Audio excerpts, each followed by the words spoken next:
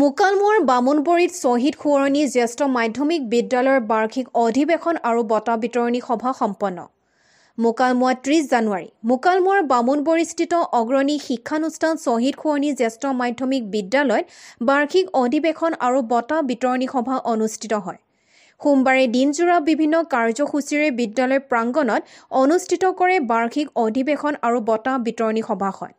বাৰ্ষিক অধিৱেশনৰ মুকলি সভাত মুখ্য অতিথি হিচাপে উপস্থিত থাকি শৈক্ষিক দিশত ছাত্ৰ-ছাত্ৰীসকলক একাগ্ৰ হোৱাৰ উদ্দেশ্যে খাৰুৱা ভাষণ আগবঢ়াই বৰক্ষেত্ৰী মহাবিদ্যালয়ৰ প্ৰাক্তন অধ্যক্ষ শ্বেখ মুবাৰক হুছেইনে।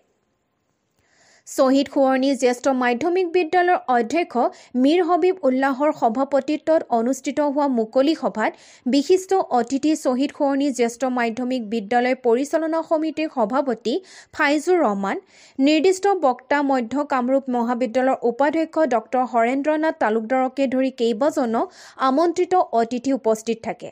বাৰ্ষিক অধিৱেশন আৰু বঁটা বিতৰণী সভাতে বিদ্যালয়খনৰ কেইবাজনো ছাত্ৰ-ছাত্ৰীৰ গীত নৃত্যৰে আকৰ্ষিত কৰি তোলে অনুষ্ঠানটো। একেখন সভাতে বিদ্যালয়খনৰ ছাত্ৰ-ছাত্ৰীৰ মাজত অনুষ্ঠিত হৈ যোৱা বিদ্যালয় সপ্তাহত বিজয়ী হোৱা প্ৰতিযোগীসকলক বঁটা প্ৰদান কৰে।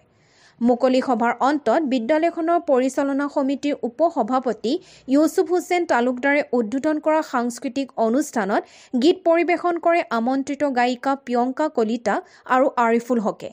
সাংস্কৃতিক অনুষ্ঠানত দুয়োগৰাকী আমন্ত্ৰিত গায়িকাই ছাত্ৰ-ছাত্ৰীৰ মন পচন্দৰ গীত পৰিৱেশন কৰি আৰু অধিক জীপাল কৰি তোলে অনুষ্ঠানটো। News desk report, all Assam news 30। স্থানীয় শিল্পী আৰিফুল হক